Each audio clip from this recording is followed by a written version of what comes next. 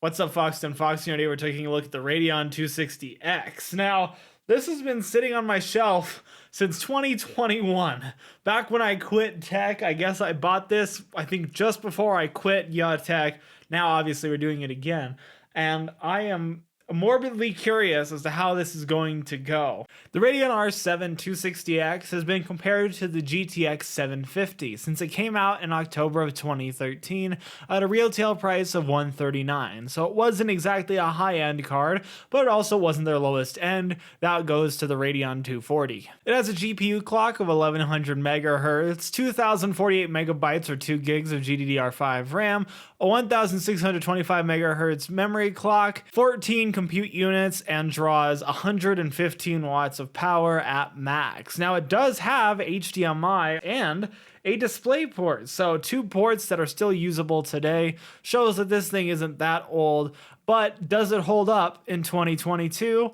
Let's find out. This bad boy still has DirectX 12 support, so it actually, although it is compared to the 750, it has more modern drivers. With that said, you're not going to be able to play very many DirectX 12 games on this thing. Let's hop right into the benchmarks. I decided to go with as modern as I could, but unfortunately, this graphics card is just going to struggle. Halo wouldn't even launch, and Doom Eternal ran at 10 frames per second. So unfortunately, we are stuck with some older-ish titles and esports titles, which again is still a perfectly valid option for somebody buying a GPU like this. To go off of the esports title train, Overwatch at 1080p with low/medium settings, aka the medium preset, but with the render resolution set to 100%, so it was native 1080p, ran with an average of 63 FPS, a 1% low of 47, and a 0.1% low of 12.8. And from recollection, the 0.1% low happened when I was changing heroes, and I don't think it was actually in game. Valorant next, staying on the esports train, we got an average of 85 FPS at 1080p with the low settings,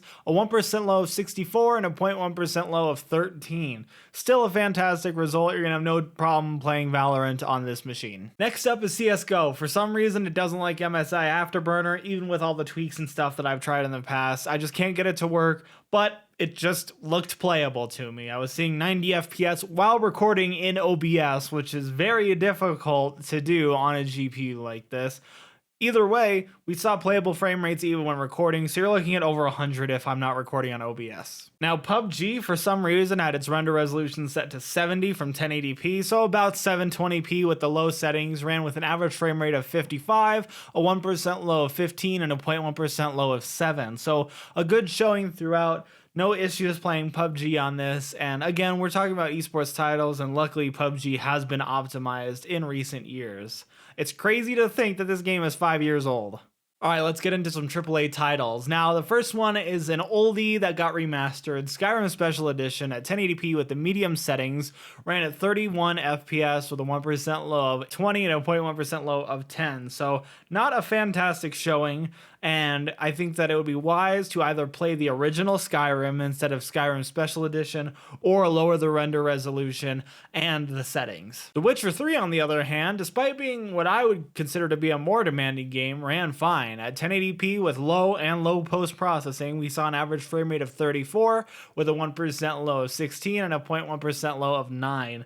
So although there was some stutter here and there, The Witcher 3 still did a good job on this card, and I was surprised that it ran as well as it did, considering Skyrim SE didn't run that well. And last but not least is my favorite game of all time. I didn't do just regular Minecraft because I figured it would run at 60 FPS, but Minecraft Dungeons at 1080p with the balance settings ran with an average frame rate of 51, a 1% low of 9, and a 0.1% low of 9. So there obviously was stutter here and there. We were playing at pretty high settings, and no, this game isn't actually my favorite game of all time. So I actually have some interesting thoughts. I think if you were to get a 270 instead of a 260, it might be a better option, or if you can even afford like a 280X, it would be a better option, but I still honestly recommend the 260X, especially over even like a 750 Ti these days, just because you do have drivers that support DX12, which is very impressive on a card that released 9 years ago. So it's definitely an esports card and like an older game card, but I still think that that has merit in today's sort of world. And if you can find one for cheap, I think that you're not going to have any issues playing those types of games on this. And it pairs with very cheap CPUs because it doesn't take a whole lot of power to run this thing. You could probably get away with a modern day Pentium if you wanted to. I would suggest probably a Core i3 or AMD's equivalent, the 3100. I don't think they have a 5100 yet. Otherwise, I think this card is fantastic. Thank you so much for watching this video. If you liked it, like, subscribe, do what you usually do, and as always, buy yourself something nice.